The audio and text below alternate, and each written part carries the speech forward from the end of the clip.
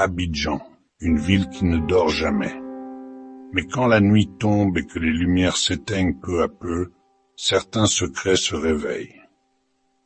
Au cœur de Treichville, derrière les rires, les klaxons et la musique des maquis, il existe une maison dont on murmure qu'elle est hantée. Ceci est l'histoire de l'âme errante de Madame Kouassi. Dressée entre les immeubles modernes, une vieille maison coloniale aux murs fissurés et aux volets brisés se drève une cicatrice du passé. Les habitants disent qu'une femme y erre encore, condamnée à hanter les lieux depuis des décennies. Son nom, Madame Kouassi. Sa mort tragique n'a jamais trouvé de réponse.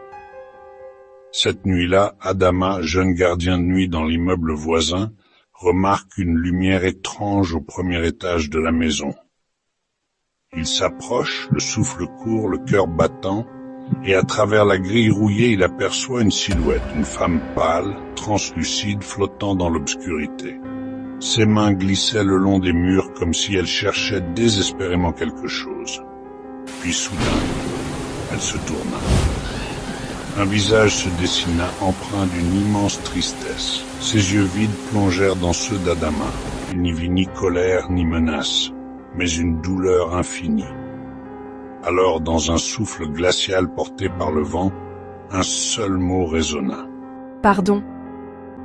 Adama sentit ses jambes céder. Pris de panique, il recula, trébucha et s'enfuit dans la nuit, le cœur tambourinant.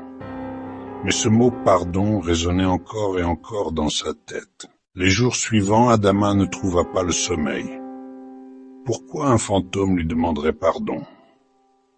Il interrogea les anciens du quartier, fouilla les archives oubliées, et la vérité éclata. Madame Kouassi avait été accusée d'un crime qu'elle n'avait jamais commis.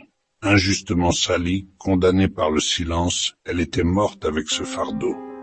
Son âme prisonnière réclamait justice. Alors Adama décida de parler. Avec l'aide du quartier, il rétablit la vérité.